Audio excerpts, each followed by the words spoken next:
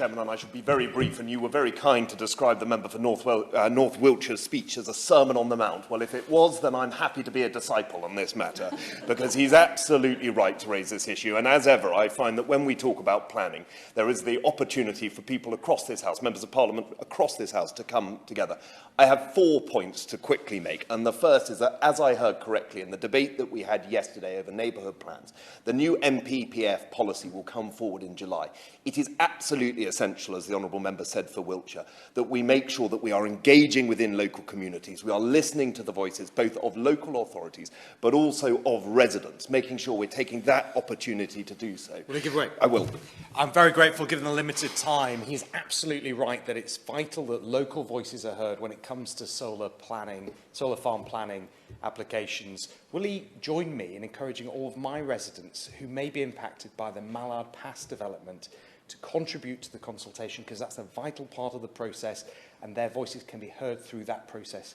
It should come as no surprise, Mr. Chairman, that even in South Devon we have heard about the issue around Mallard Pass, and I would encourage all residents of Grantham and Stamford to take part in that consultation and to register their voices. Indeed, they should across all constituencies, to make sure we get this right. The second point I just want to make, Mr. Chairman, is that we do have a food security crisis at the moment, but we also have a global supply chain crisis at the moment. We must now have a national target that pushes us to produce food. 75% was made by the member for Thirsk and Moulton as a potential target. We should look to do that.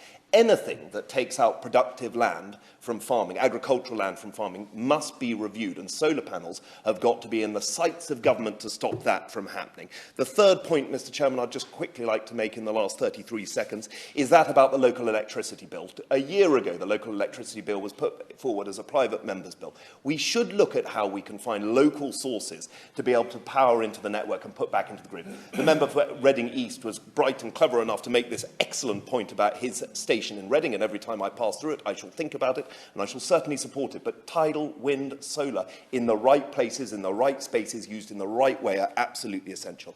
And the last point, Mr. Chairman, I'd like to make is that about brownfield sites. If I understand correctly, the CPRE report about brownfield sites identifies 21,000 sites across the country, totalling 26,000 hectares, equating to what would be 1.3 million houses. Let's use the brownfield site, let's use the commercial space, and let's make sure that we keep our countryside as beautiful as possible. Yeah.